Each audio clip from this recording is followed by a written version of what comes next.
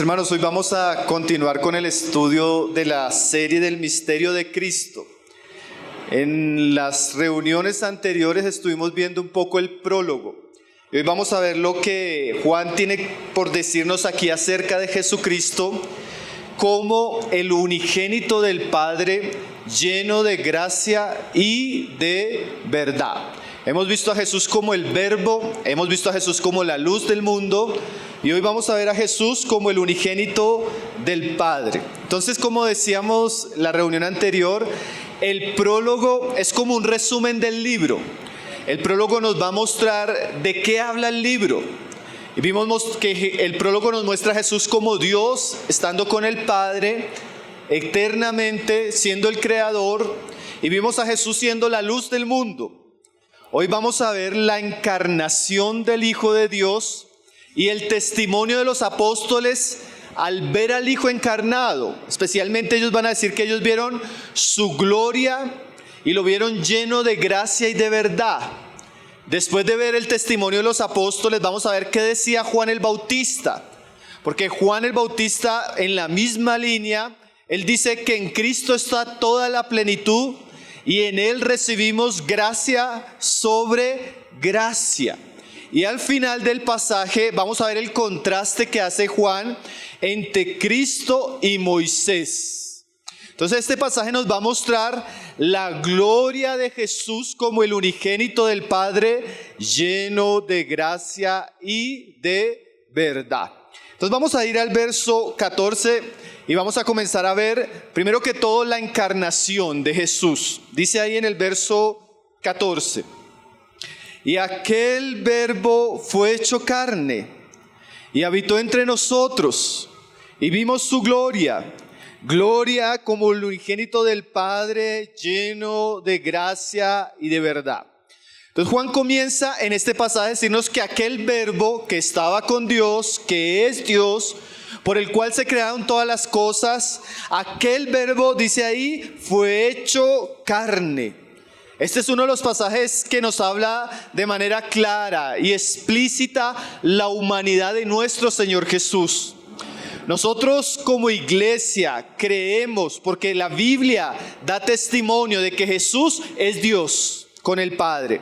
Pero también la Biblia enseña que aquel que era y es para siempre Dios con el Padre, asumió la naturaleza humana, siendo verdadero Dios, pero adquiriendo una nueva naturaleza. La segunda persona de la Trinidad se hizo hombre. Ahora, ¿por qué Juan lo habla tan claramente? Ustedes recuerdan que en aquella época había una secta que ya estaba creciendo, que ya estaba avanzando en medio del mundo y especialmente dañando el testimonio de las iglesias cristianas, que era la secta gnóstica.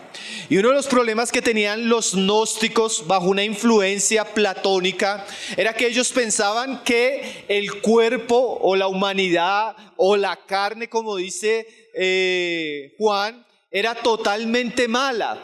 Entonces ellos no concebían que Jesús se hubiera hecho hombre. Entonces comenzaron a dar una serie de teorías en cuanto a la humanidad de Cristo. Y una de ellas, que se llegó a conocer como el docetismo, era que Jesús realmente no era un hombre, sino era como una especie de apariencia. Entonces, en realidad Jesús no fue hombre, sino que de alguna manera se manifestó o apareció, mas según los gnósticos, Él no pudo haberse hecho carne. Por eso Juan, cuando escribe, dice, y aquel Verbo se hizo carne, mostrando su humanidad.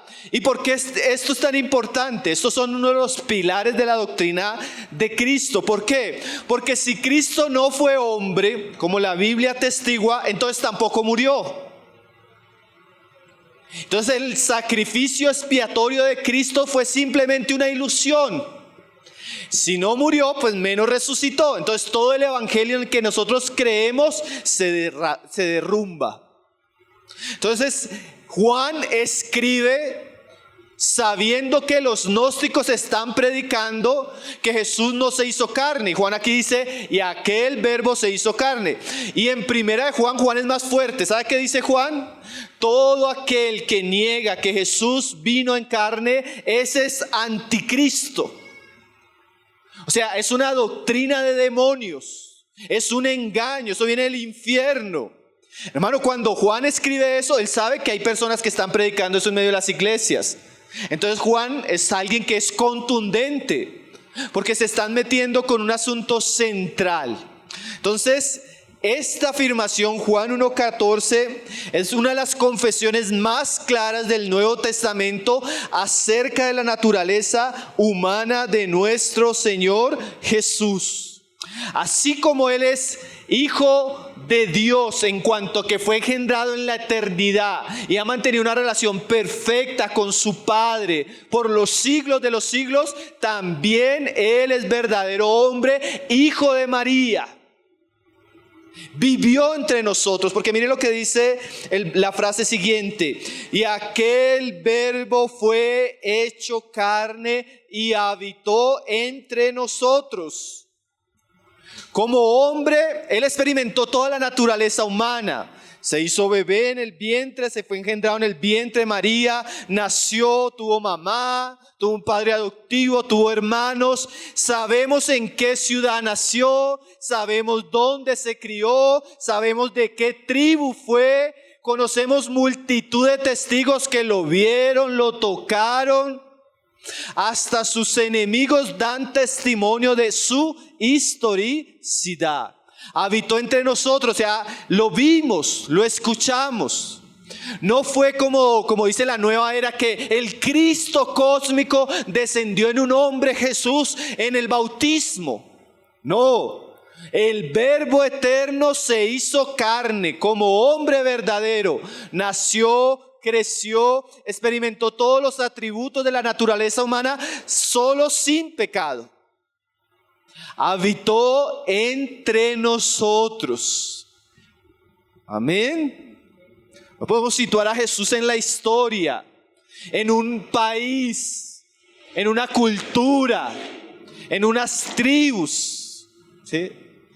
Vivió entre nosotros 30 años, 33 años. Fue conocido, amado por unos, odiados por otros, crucificado, resucitado al tercer día, ascendido a la gloria, como hombre, glorificado. Entonces dice Juan: y aquel verbo fue hecho carne y habitó entre nosotros. Entonces aquí Juan está cortándole la doctrina falsa del docetismo y toda doctrina que niega la humanidad de nuestro Señor Jesús.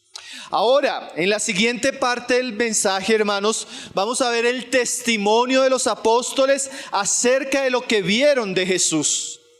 ¿Qué cosas vieron y qué cosas anuncian?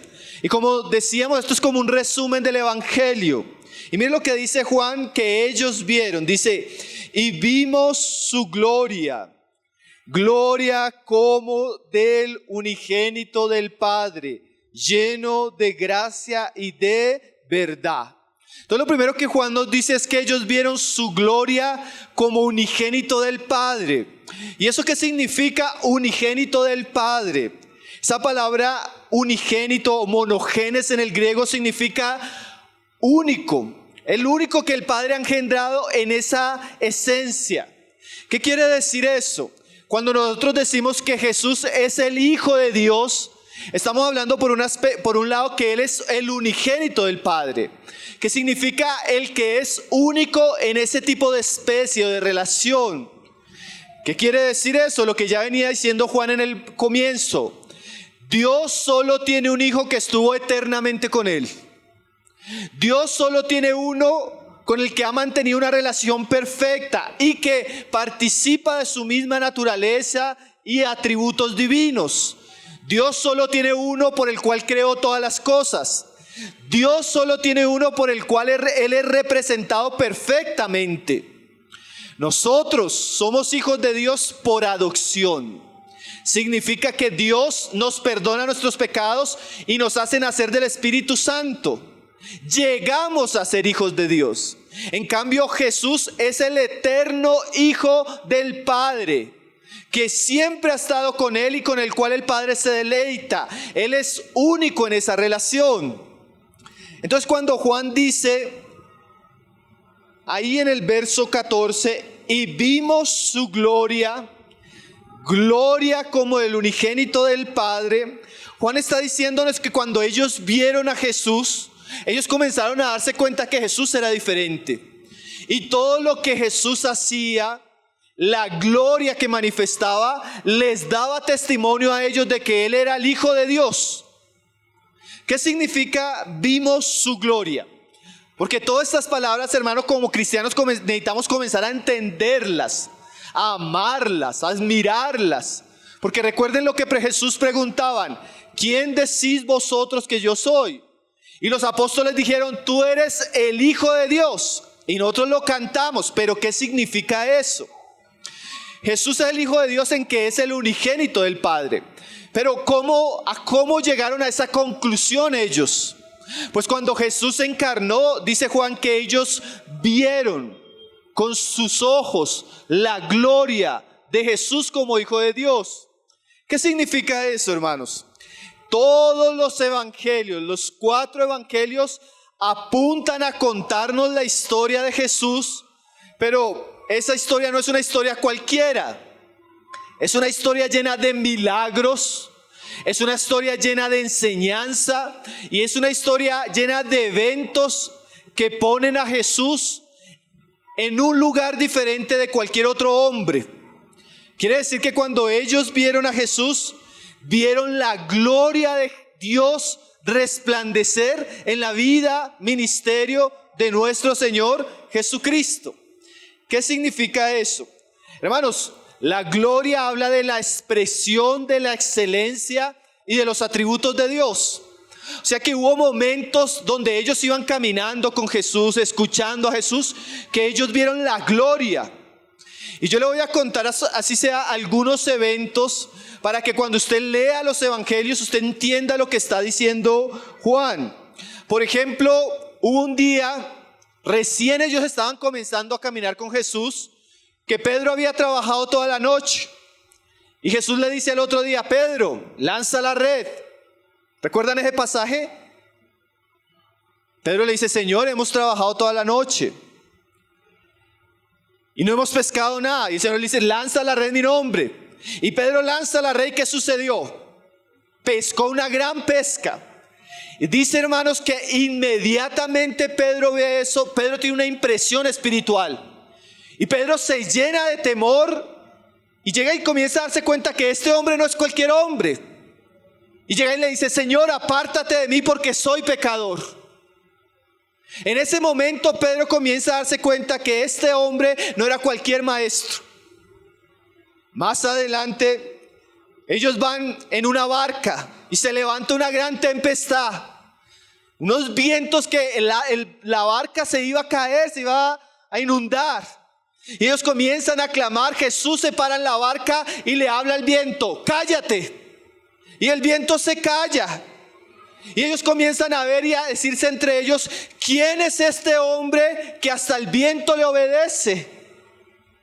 Jesús no era cualquiera. Ellos comenzaron a darse cuenta que Él controlaba el viento, controlaba el agua, la volvía vino, controlaba los mares. Pasan al otro lado, se encuentran con un hombre repleto de demonios. Y los demonios comienzan a pedir misericordia. ¿Quién es este hombre que hasta los demonios le obedecen? Va caminando. Miren esta situación, hermano. Va caminando y viene un agente en plena ceremonia fúnebre. Una mujer viuda que se le había muerto su hijo. La gente llorando, la situación triste.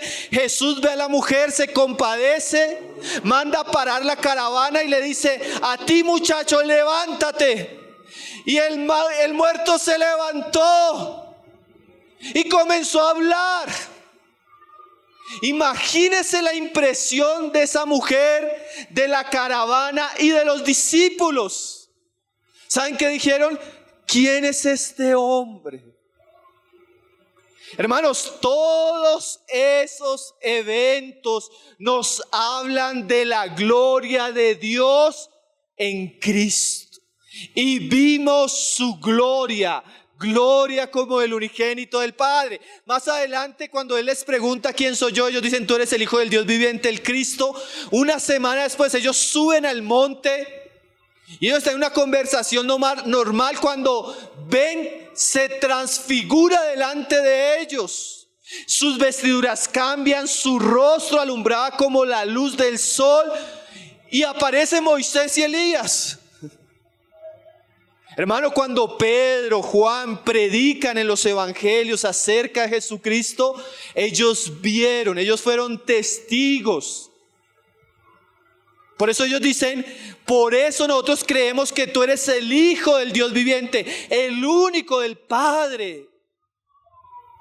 Vimos su gloria, gloria como el unigénito del Padre. Ahora, hermanos, yo tengo la impresión, yo no sé usted, que muchas veces nosotros leemos los evangelios con un velo en nuestros ojos.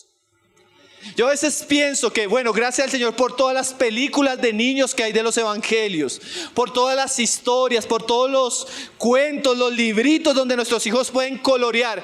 Pero a veces tengo la sensación de que nosotros leemos los evangelios, vemos esas películas y no captamos la gloria del Hijo de Dios siendo manifestada. Leemos como si fuera una historia más, como los cuentos de los hermanos Grimm. Hermano, eso se escribió para que nosotros contemplemos el poder, la majestad, la autoridad, la gloria de nuestro Señor Jesucristo. Aquel que daba vida a los muertos, aquel que daba vista a los ciegos, aquel que expulsaba a los demonios, aquel que multiplicaba los panes, aquel que caminaba sobre el mar. Hermano, usted lee esos pasajes y queda con la misma sensación de Pedro: apártate de mí, Señor, que soy un pecador. Usted lee esos pasajes y dice: ¿quién es este en quien he creído? Que Dios quite el velo de nuestros corazones para que cuando leamos los evangelios podamos ver la gloria de nuestro Señor Jesucristo y caigamos a sus pies adorándole y exaltándole por lo que Él se merece. Todo esto se escribió, hermanos. Hermanos, a veces estamos en tierra santa y no sabemos. Estamos contemplando la revelación plena de Dios en la persona del Hijo y su gloria. Y pasamos nuestro devocional, pasamos nuestros estudios bíblicos como si eso no tuviera que ver. Ojalá nosotros pudiéramos decir como Juan: y vimos por la fe la gloria del unigénito del Padre. Entonces Juan está diciendo, hermanos, aquel verbo se encarnó y vimos su gloria. Todos los evangelios nos muestran la gloria de Jesús como el único del Padre, manifestado a los hombres, viviendo entre los hombres, sirviendo a los hombres.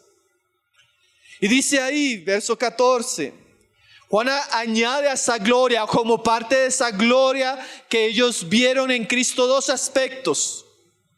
Dice ahí: vimos su gloria, gloria como el unigénito del Padre, lleno de gracia y de verdad. Si usted le puede preguntar a Juan, especialmente al apóstol Juan, ¿qué vio en Jesucristo? Y él dice: cuando yo vi su gloria como unigénito del Padre, algo que me impactó de Jesús es que cuando yo lo veía lleno de gracia y lo veía lleno de verdad.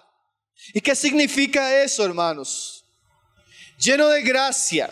Esa palabra gracia se refiere al amor dado inmerecidamente. Cuando ellos veían a Jesús, veían el amor de Dios dado inmerecidamente a los hombres. Hermano, y Juan cuando vio eso dice: lo vi lleno. Esa palabra plerés en el griego habla de lleno en el sentido de plenitud. Cuando ellos veían la gracia de Jesús, no era una gracia escasa o pequeña, era lleno de gracia. ¿Qué significa eso? Cuando ellos veían a Jesús, lo veían lleno de bondad, lleno de amor, lleno de misericordia, lleno de favor hacia los hombres. Hermano, qué imagen tan linda cuando vemos a Jesús siendo el Verbo eterno de Dios que se encarnó. Cuando lo vemos lleno de gracia, amor hacia los hombres. Y usted puede pensar que Juan está haciendo un resumen de lo que él va a narrar. Hermano, hay tantos episodios preciosos del Evangelio donde vemos la gracia, el amor de Jesús hacia los hombres.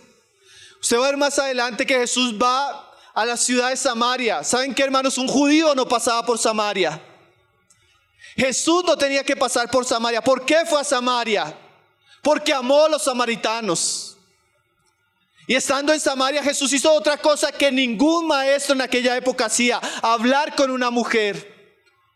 Y esa mujer era una mujer idólatra y era una mujer inmoral. Andaba con hombres sin que fueran sus maridos. Una sinvergüenza en términos actuales.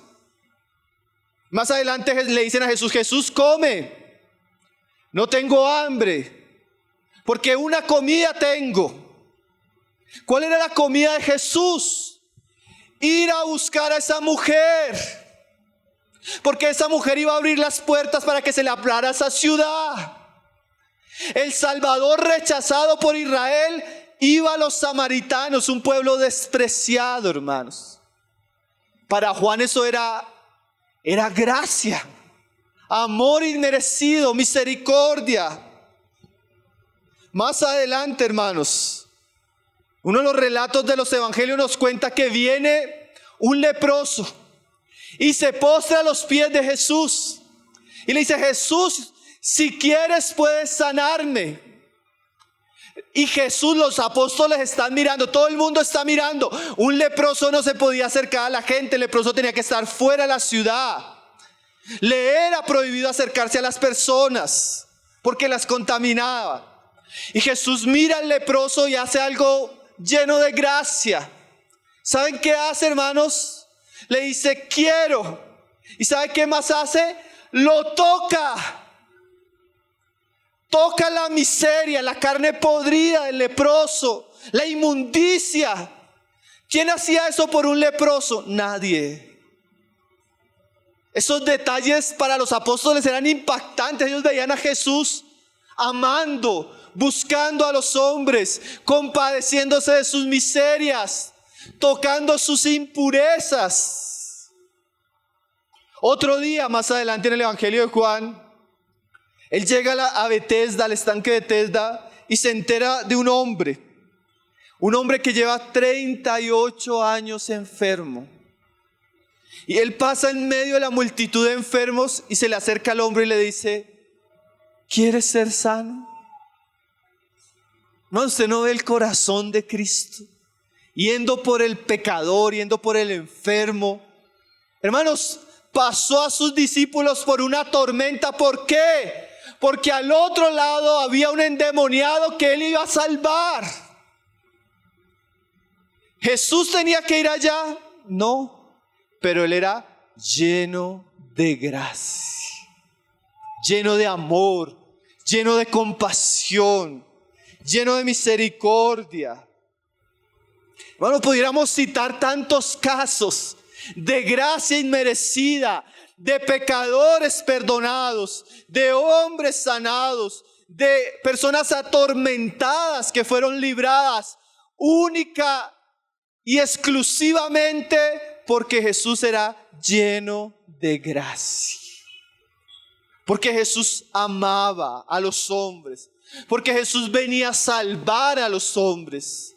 Entonces, esa es una imagen, hermano, que nosotros debemos considerar y contemplar constantemente. Eso era lo que Pablo decía: el amor de Cristo me constriñe. Yo no sé si usted, cuando lee el pasaje del leproso, usted puede llorar con esa experiencia. Yo no sé si cuando usted ve a Jesús amando de tal manera, usted no se siente identificado y eso le hace doler el estómago. Lo impacta, lo constriñe, lo pone en una situación donde usted dice: ¿cuánto nos amaste? Bueno, Juan, cuando está escribiendo su evangelio y él comienza a decir, dice: vimos su gloria, gloria como el unigénito del Padre, lleno de gracia. Esa gracia, hermanos, era la gracia que Dios usaba en Cristo para perdonar pecados, para salvar al hombre, para restaurar al hombre, para santificarlo y llevarlo a la gloria. Y volvemos a la misma pregunta: ¿será que yo he visto esa gracia? Lastimosamente, hermanos, el pecado, el mundo y el diablo a veces nos presenta un Jesús diferente. Y en este contexto a veces la gente tiene temor de acercarse, como si Jesús fuera alguien que les fuera a causar daño, como si Jesús fuera alguien que viniera a destruirlos, como si el evangelio, en vez de ser buenas noticias, fueran malas noticias. Y el diablo de alguna manera distorsiona la mente de los hombres para que tenga apatía a Jesús. Hermano, qué cosa más contraria a la realidad. Si Jesús es la perfecta expresión del amor de Dios, si Jesús es la compasión en su sentido más puro, y si hay algo que los hombres buscan es amor, y nadie más manifiesta de manera tan plena y tan pura el amor de Dios como lo es Cristo. Así que disipe todo ese pensamiento que le evita acercarse a Jesús por temor. Y no solo alguien que no sea creyente. Piensa en un cristiano que a veces está pasando pruebas y llega a pensar por su carne, por las mentiras del diablo, por lo que el mundo dice, que Jesús le ha olvidado, que Jesús no le ama, que Jesús no se preocupa por él, que Jesús no tiene interés en nuestra vida, en nuestra familia, en lo que vivimos. Nada más alejado de la verdad. Jesús es una fuente inagotable de amor. Jesús es una fuente inagotable de gracia. Cómo a veces las situaciones aturden nuestra mente, disipan nuestra visión a llegar a pensar que Jesús es malo, lo que Él nos da en nuestra vida o en nuestras situaciones no nos convienen. Pablo purificó sus ojos y cuando él hablaba, él decía: a los que aman a Dios todas las cosas les ayudan a bien. Tal vez es aquellos que aman a Dios no saben que las pruebas, las dificultades o las situaciones que vivimos es para conocer aspectos mayores de la gracia y de la provisión de Cristo. Pero Jesús, hermanos, es lleno de gracia. Y Dios abre nuestros ojos para poder decir con Juan. Recuerde que Juan está al final de su vida. Él puede narrar esa historia y esa historia la atestigua con su vida. Yo vi su gloria y lo que he conocido de Él en su vida, en su ministerio, en su muerte, después de su resurrección, durante estos 60 años de ministerio con pruebas y todo, lo que he visto es que mi Señor es lleno de gracia. Hermanos, vemos esa gracia, nos deleitamos en esa gracia, cantamos esa gracia, o somos como aquel pueblo de Israel lleno de quejas, lleno de incredulidad, que comieron todos los días maná, que el sol fue tapado por la columna de la nube y en la noche el frío fue calentado por la columna de fuego, y aún así pensaban que Dios no estaba con ellos. Qué miseria era el corazón del hombre, ¿no?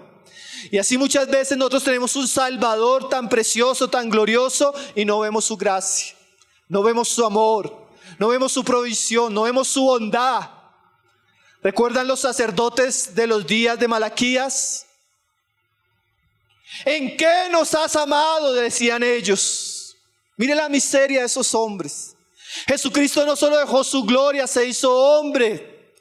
Sufrió, experimentó pruebas, agonizó, fue a la cruz, murió por miserables pecadores como nosotros, y todavía tenemos la osadía de decir: ¿en qué nos has amado? Que Dios perdone esos pensamientos, hermano. Que Dios nos vuelva a Cristo y a contemplar su gracia. Y ¿saben qué, hermanos? Uno de los problemas que nosotros tenemos como hombres es que pensamos que todo lo merecemos. Lo único que merecíamos es la condenación. Quiere decir que todo lo que hizo Cristo es gracia, o sea, es inmerecido. Usted no merecía ser perdonado, usted no merecía ser salvado, usted no merecía tener el Espíritu Santo, usted no merecía ser hijo de Dios, usted no merecía estar acá. Si hubiera sido dejado a sus propias expensas, ¿dónde estaría? Pero la gracia de Dios. Jesús es lleno de gracia. ¿Hace cuánto usted no se deleita en esos asuntos? ¿Hace cuánto usted no contempla esa gracia y le dice: Señor, yo era esa samaritana que tú viste que era necesario visitar, Señor. Yo era ese leproso que tú sanaste. Yo era ese demonio, Señor. Vivía en el demonio de la drogadicción, del alcoholismo, de la lujuria, de la mentira, y tú me liberaste de todas esas cadenas, Señor. ¿Hace cuánto usted no se goza en esa gracia? Jesús, su Señor como el mío, es lleno de gracia. Ahora, hermanos, ¿por qué tanta miseria a nuestro alrededor? Porque los hombres le dan la espalda a la gracia de Dios. No es que Dios no quiera, no es que Dios no ame. Es que si yo le doy la espalda a aquel que es lleno de gracia, ¿a quién le estoy rindiendo mi vida? Por eso usted tiene tantos problemas. Por eso su matrimonio es un desastre. Por eso usted no sabe ni para qué vive. Por eso usted vive esclavo de cosas que lo hacen miserable en muchos aspectos. Porque el único que puede salvarle y liberarle con su gracia es Cristo. Al rechazar usted Cristo y el Evangelio, no le queda nada. Lo siguiente que vio Juan está en el verso 14. Mi hermano, ¿le puede subir un poquitico? Dice: lleno de gracia y de verdad. Hermanos, hay cosas que nosotros no podemos separar en la Biblia. Y hay cosas que están juntas porque traen un equilibrio. Cuando ellos veían a Jesús, lo veían lleno de gracia, pero juntamente veían un hombre lleno de verdad. Como alguien decía, la gracia sin la verdad se vuelve una gracia engañosa, y la verdad sin gracia se vuelve una verdad condenatoria. Pero cuando ellos veían a Jesús, vieron su amor, vieron su compasión, vieron su gracia hacia los hombres, pero también vieron su verdad. Su gracia, podemos decir, nos habla de su amor hacia los hombres. Su verdad, lo que les enseñaba. Entonces, cuando vamos a los evangelios, usted se encuentra a Jesús haciendo y enseñando. Y también dice ahí, lleno. Jesús tiene mucho amor, mucha compasión, pero Jesús tiene verdad. Si usted le quita la verdad a Jesús, vuelve el amor de Dios algo desastroso. Pero si usted le quita la gracia a la verdad, vuelve la verdad algo también muy destructivo. Pero en él había gracia y había verdad. ¿Qué quiere decir verdad? Cuando él hablaba, él era veraz. Cuando él hablaba, decía lo cierto. Y como veíamos en la reunión pasada, él siendo la luz del mundo, él no ocultó la luz. Él habló a los hombres. Y muchas veces les habló con la verdad. Por ejemplo, el caso de la samaritana, que lo vamos a ver más adelante. Cuando Jesús se encuentra con la samaritana, llega un momento donde le dice, trae a tu marido. Él amó a la mujer, la amó. ¿Por qué le pregunta, trae a tu marido? Ella le responde, no tengo marido. Porque 4 maridos, porque el que tengo ahora no es mi marido. Y Jesús le responde, bien has dicho. Porque 4 maridos has tenido, el que ahorita tienes no es tu marido. Y ella le dice, esto has dicho con verdad. Hermano, ¿para qué le habló del marido? Jesús quería mostrarle su condición. Y le habló que estaba en pecado, que su situación no era buena. Uno hubiera podido decir, ¿para qué le habló la verdad? Bueno, porque es que el conocimiento de la verdad es la que nos hace libres. Entonces Jesús va y la busca en amor, pero le habla la verdad. Y ellos veían a Jesús amando, pero cuando tenía que hablar, lo hablaba. Por eso ellos dicen, lo vimos lleno de gracia, pero también de verdad. Y la mujer entra en una conversación más religiosa y le dice, Señor, ustedes dicen que en Jerusalén se debe adorar, Y nosotros decimos que en el monte Gerizim se debe adorar. Y Jesús le responde otra vez con la verdad. ¿Sabe cómo le responde? Ustedes adoran lo que no saben. ¿Te ha leído esa parte? ¿Qué le está diciendo? Su culto, su adoración es falsa. No saben que están adorando. Es como si usted le acercara a un católico y usted en su amor al católico se le acerca, le muestra misericordia, ora por él, y en medio de la conversación él le dice: no, es que yo adoro a María. Y usted ama al católico, porque somos llamados a amar a los católicos, somos.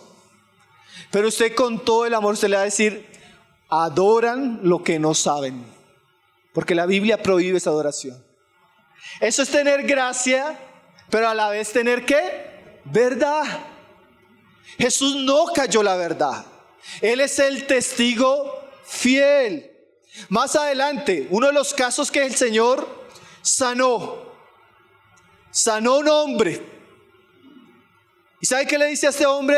Le dice: vete y no peques más. ¿Y sabe qué más le dice? Para que no te suceda algo peor.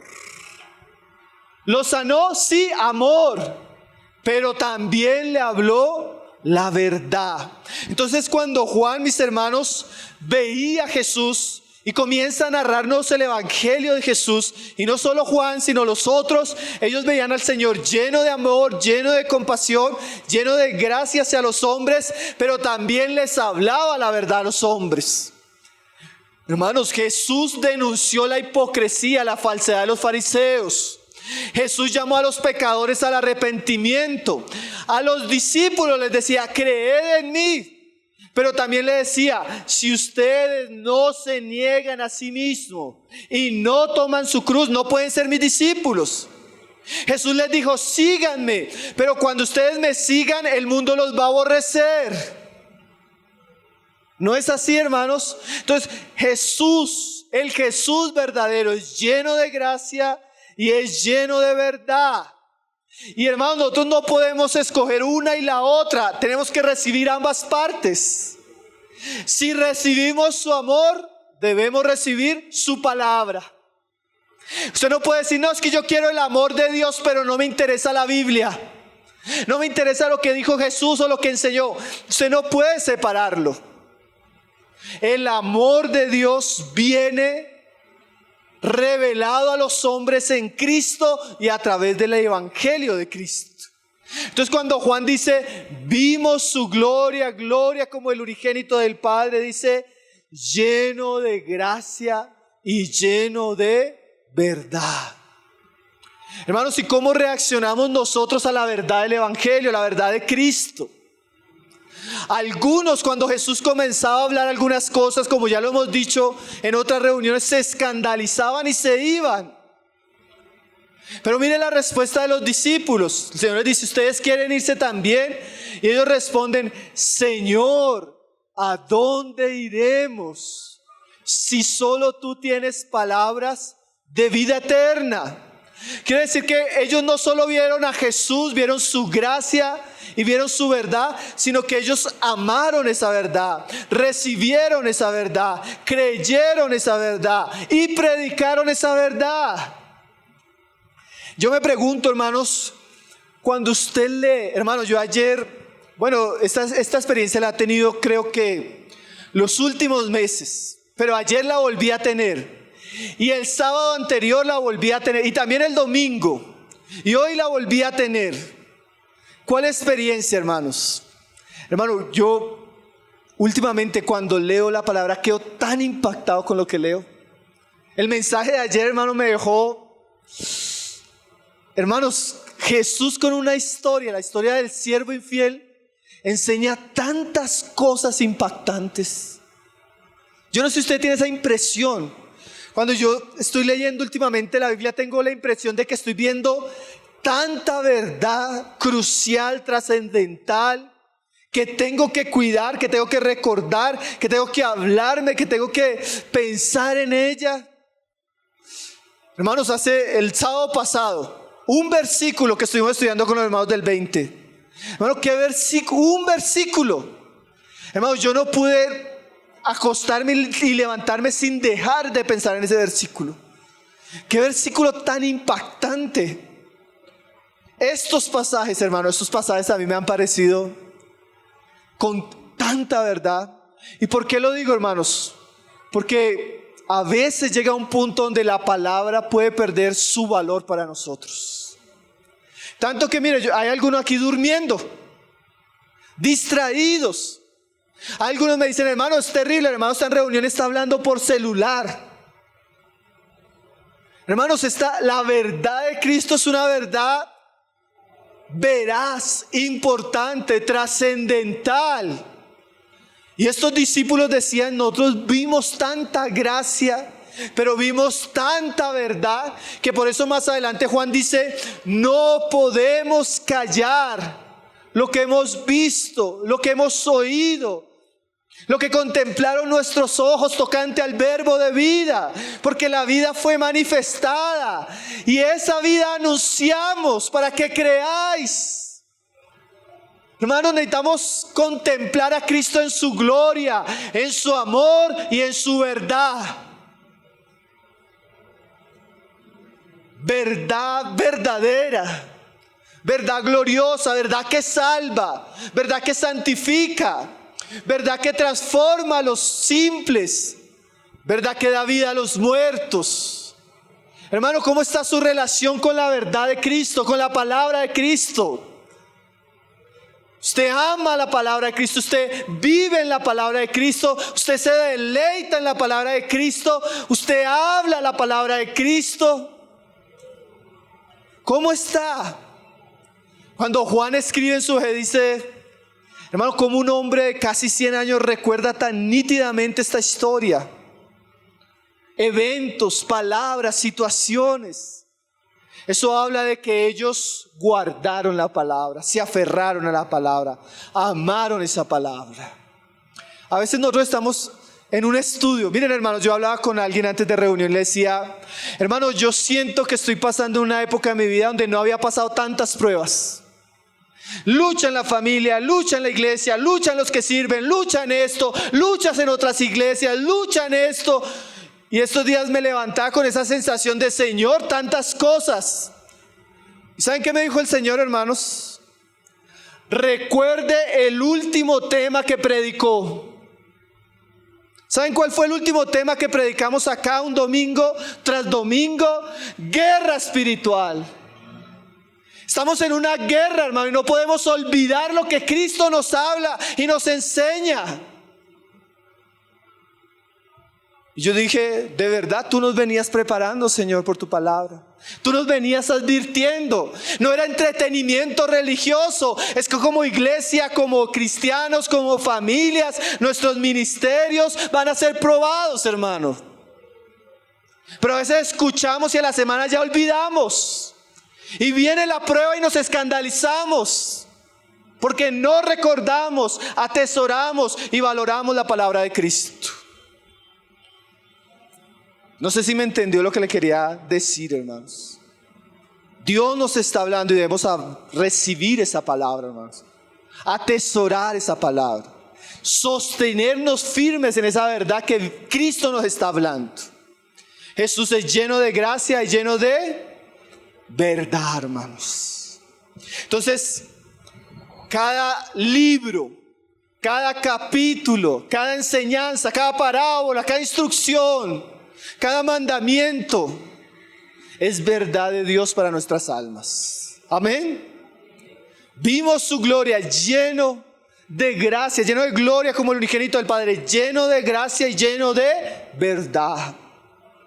Ahora, después de decir Juan lo que vio de Cristo, él va a contar el testimonio de Juan el Bautista, que sería la tercera parte de nuestro mensaje.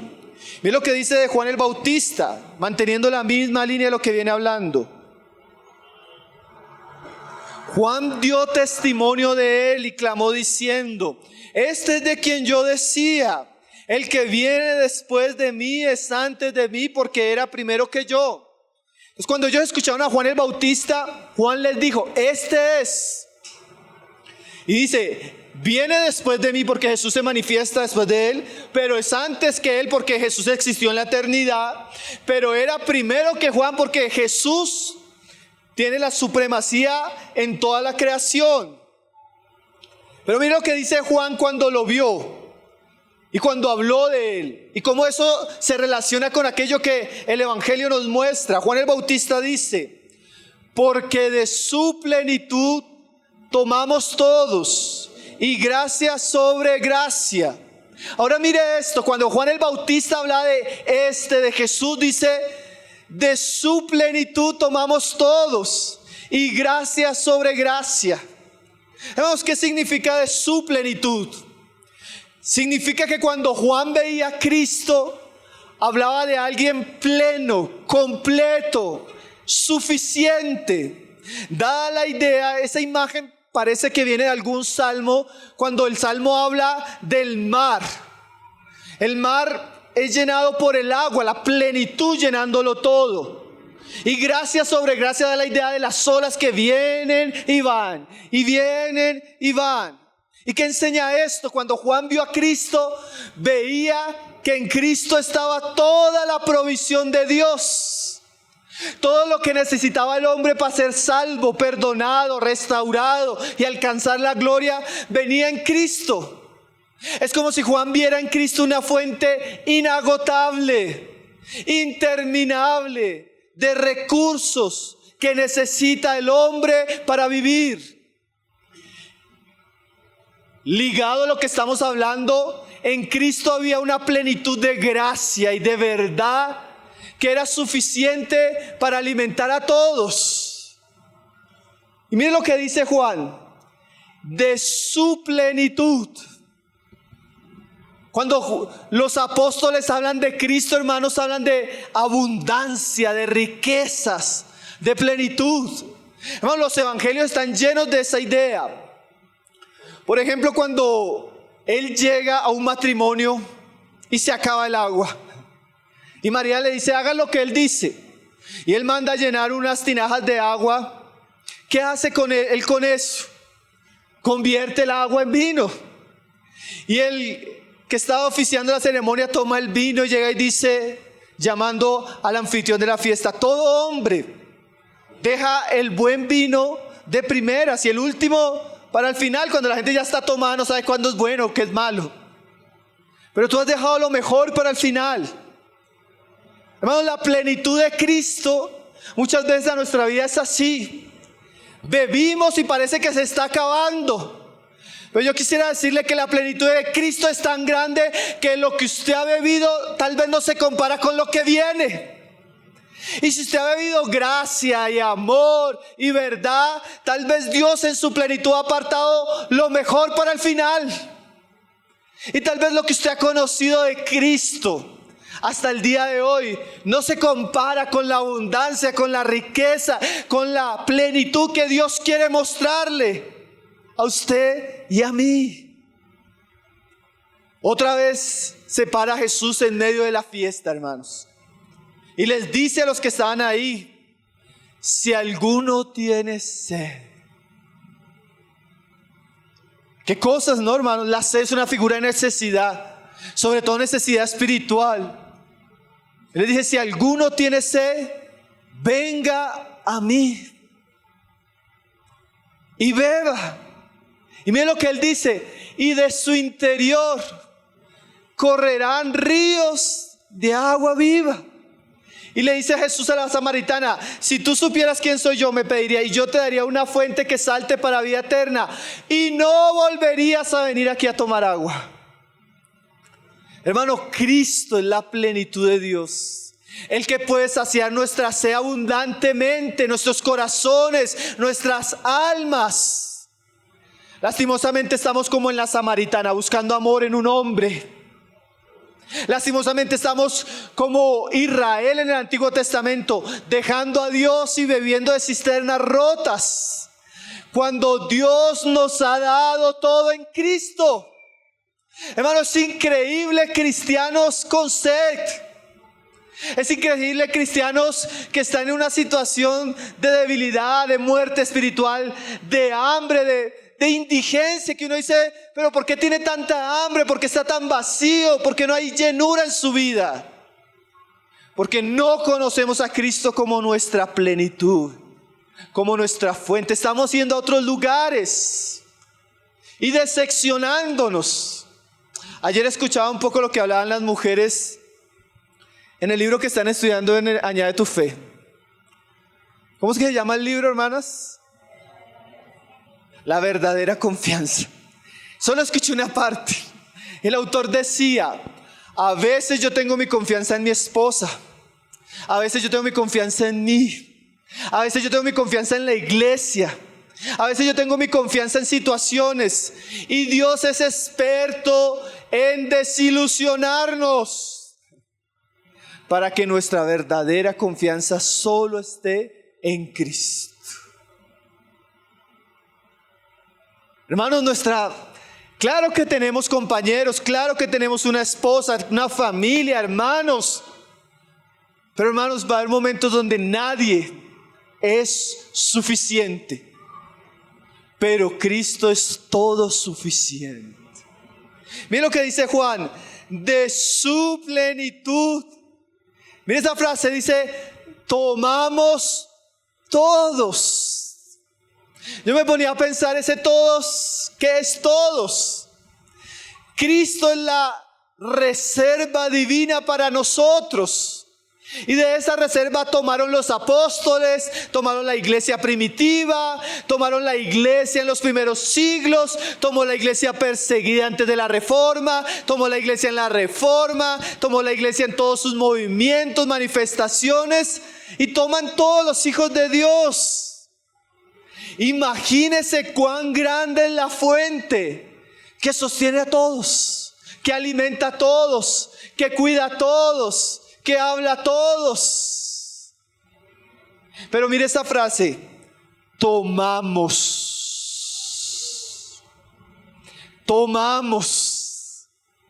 Hermano, es increíble que aún si usted tiene la fuente, tiene el manantial y no toma.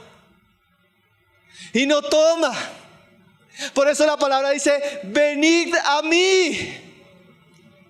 Dios nos ha dado al unigénito, lleno de gracia y de verdad, para que cada día en nuestros desafíos, en nuestras pruebas, en nuestras luchas, en nuestros momentos difíciles, como en los momentos alegres, vengamos a Él y bebamos.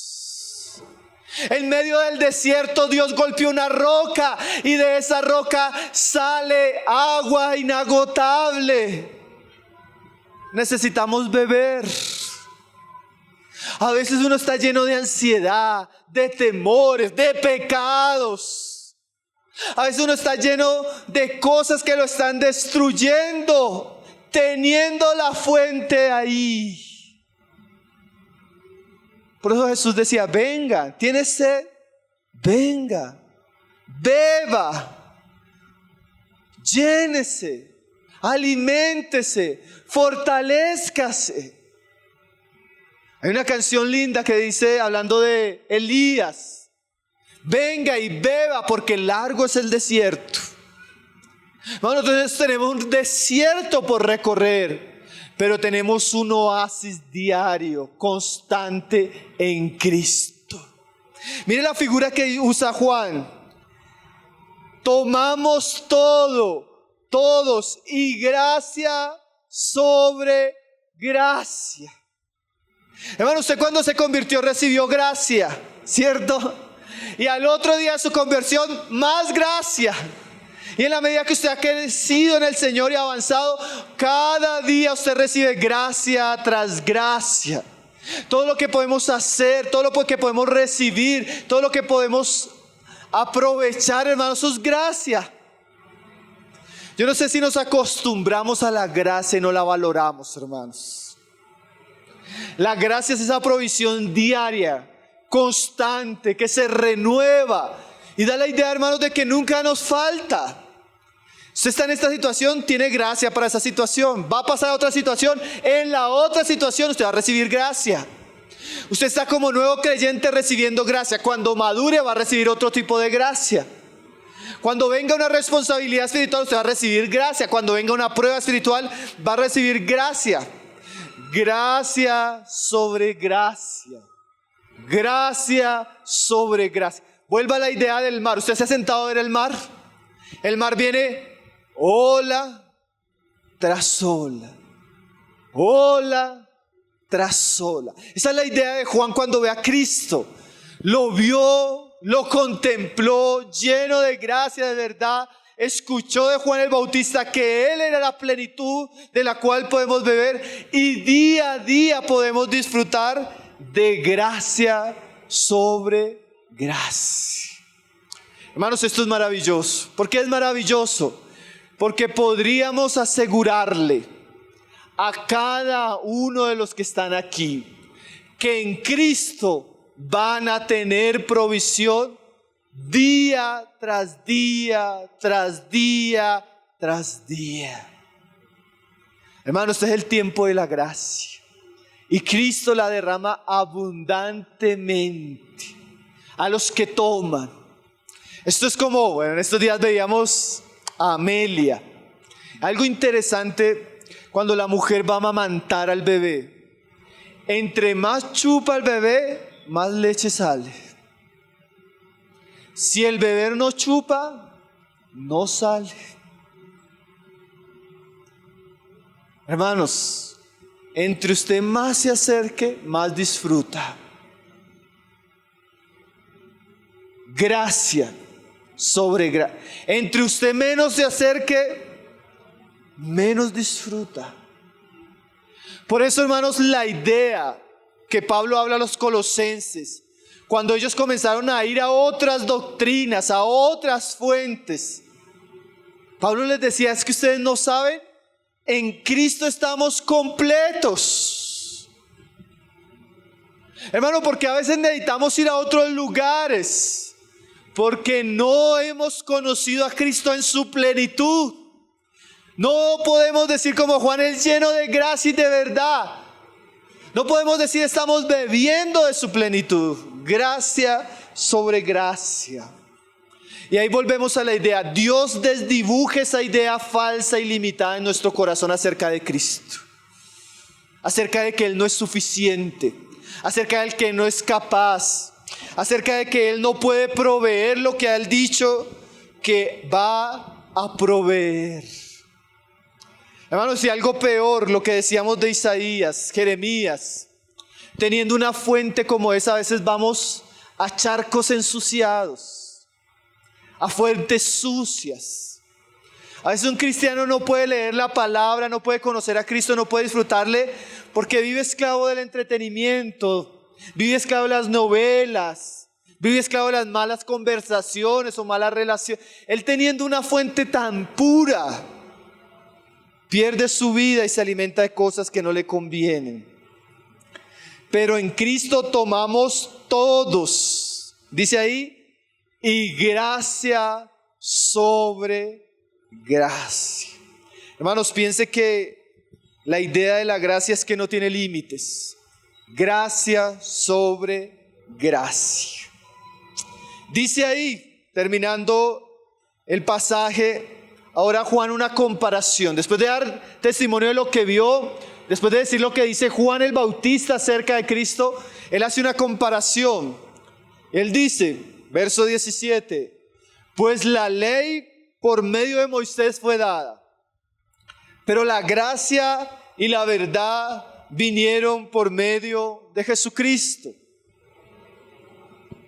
Nosotros sabemos por la historia y también por los escritos de Juan, por ejemplo, una de las cartas de Juan, ahí en Apocalipsis habla que uno de los desafíos que tuvo la iglesia de Filadelfia fue la sinagoga de los judíos.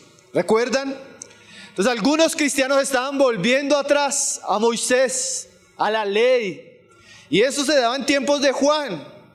Y Juan va a hablar eso en ese contexto. Claro, la ley vino por medio de Moisés y la ley es buena, hermanos. Pero la ley tenía un propósito. La ley apuntaba a Cristo. Porque la ley en sí misma no podía salvar. Como dice Calvino. Calvino dice, la ley muestra la enfermedad, pero no la cura. muestra el pecado, pero no nos libra de él. Y así era Moisés. Moisés solo mostraba lo malo, pero no le daba la capacidad al hombre de ser libre de aquello. Y en contraposición a Moisés, dice Juan, la ley por medio de Moisés fue dada, pero la gracia y la verdad vinieron por medio de Jesucristo. Hermanos, todo el Antiguo Testamento simplemente era una sombra y apuntaba a la obra, al amor y al evangelio que Cristo habría de predicar. Y Moisés, miren lo tremendo, hermanos, Moisés, con todo lo líder, lo fiel que fue, no pudo llevar a su generación a la tierra prometida. ¿Por qué? Porque en sí mismo era insuficiente y el pueblo demasiado rebelde, ¿cierto? Pero lo que no pudo hacer Moisés, hermano, ahora Cristo lo hace con su gracia y con su verdad. Entonces Juan cierra el pasaje mostrándonos que ni siquiera tal vez el más grande hombre del Antiguo Testamento, con la ley, con el antiguo pacto, pudo llegar a hacer lo que Cristo hizo, lo que Dios hizo en Cristo, dándonos toda su gracia y toda su verdad en Él. Hermanos, que Dios abra nuestros ojos para que podamos ver al unigénito en su gloria y podamos recibir toda la gracia, todo el amor, toda la plenitud de Dios en Él y toda su verdad. Termino con dos aplicaciones. Voy a usar el verso siguiente a manera de aplicación, pero es como una conclusión a la que mismo Juan llega. Dice en el verso 18: a Dios nadie le ha visto jamás. El unigénito Hijo, el que estaba con el Padre, que está en el seno del Padre, le ha dado a conocer. ¿Y de qué manera vamos a aplicar esto para finalizar nuestro mensaje, hermanos? Hermanos, la Biblia es muy clara, muy clara. En esto no hay un asunto negociable. La revelación del Dios invisible es la segunda persona de la Trinidad encarnada y manifestada a los hombres, Jesucristo. Lo que significa que nadie puede conocer a Dios fuera de Cristo.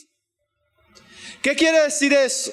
Y yo quiero hablar especialmente a las personas que están escuchando el Evangelio y aún no son cristianos. La gente de manera equivocada, cuando uno le está hablando, le dice: es que yo creo en Dios a mi manera. Bueno, yo quiero decirle que en Dios no se cree ni a su manera ni a mi manera. Porque cuando yo creo a Dios o creo en Dios a mi manera, lo que estoy haciendo es crear un ídolo, un Dios conforme a mi conveniencia personal, un Dios falso. Pero ese no es el Dios verdadero, porque el Dios verdadero solo se puede conocer a través de Jesucristo. La Biblia dice que nadie puede ir al Padre sino por el Hijo. La Biblia dice: el que no tiene al Hijo no tiene al Padre. La Biblia dice que solo hay un camino, solo hay una verdad y solo hay una vida. La Biblia dice que es Jesucristo quien nos da a conocer al Dios verdadero. Así que si usted quiere conocer verdaderamente a Dios, tiene que rendir su vida a Cristo y a su palabra. No existe otro camino. Los demás caminos son atajos, pueden ser religiosos, pero llevan a la condenación. Nadie puede conocer a Dios sino en el Hijo. Nadie. Cualquier Dios presentado, cualquier Dios que tengamos fuera de la revelación de Cristo es un engaño. Es un engaño. Amén. Dice ahí: a Dios nadie le ha visto jamás. El unigénito Hijo que está en el seno del Padre, dice ahí, Él. ¿Usted quiere conocer a Dios? Mire a Jesucristo, escuche a Jesucristo, siga a Jesucristo y ame a Jesucristo. Ese es el único camino para conocer al Dios verdadero. Entonces, cuando la gente dice creo en Dios, No le crea. No le crea, porque lo que hizo esa persona fue edificar un Dios según su propia concupiscencia. Un Dios falso. Un Dios de conveniencia. ¿Saben qué hacían los paganos? A los paganos les encantaba, por ejemplo, la fornicación. Entonces crearon un Dios de la lujuria.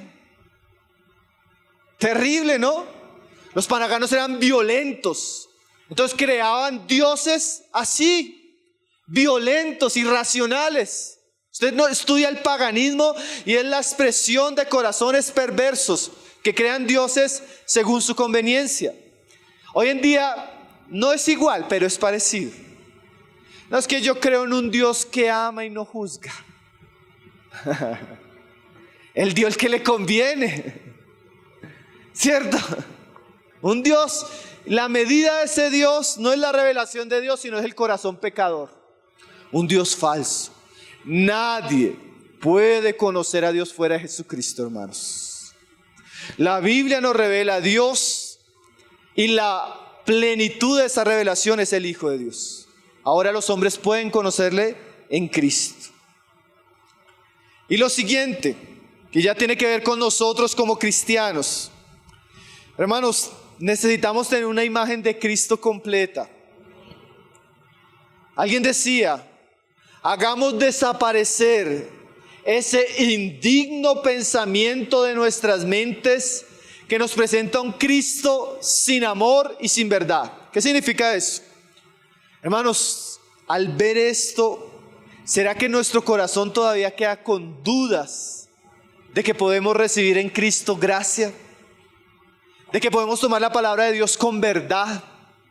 A veces, como dice este autor, tenemos pensamientos indignos de nuestro Señor.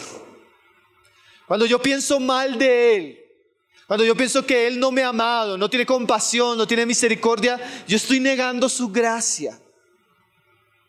Yo estoy negando su gracia. O cuando pongo en duda algo que Él habló, yo estoy negando su veracidad. Y la Biblia dice que Él es lleno de gracia y lleno de verdad. Entonces disipemos todo pensamiento equivocado acerca de nuestro Señor Jesucristo y contemplémosle en toda su plenitud. Sigámosle, amémosle, adorémosle por lo que Él es. Y porque en Él encontramos la vida, la gracia, la verdad y la plenitud que nos va a sostener todos los días hasta que nuestros ojos contemplen su glorioso regreso. Sigamos adelante, hermanos, conociendo y experimentando a nuestro Señor Jesucristo. Amén. Padre, te damos gracias, Señor, porque Tú te has revelado en tu Hijo, Señor. Y Él ha sido nuestro Salvador.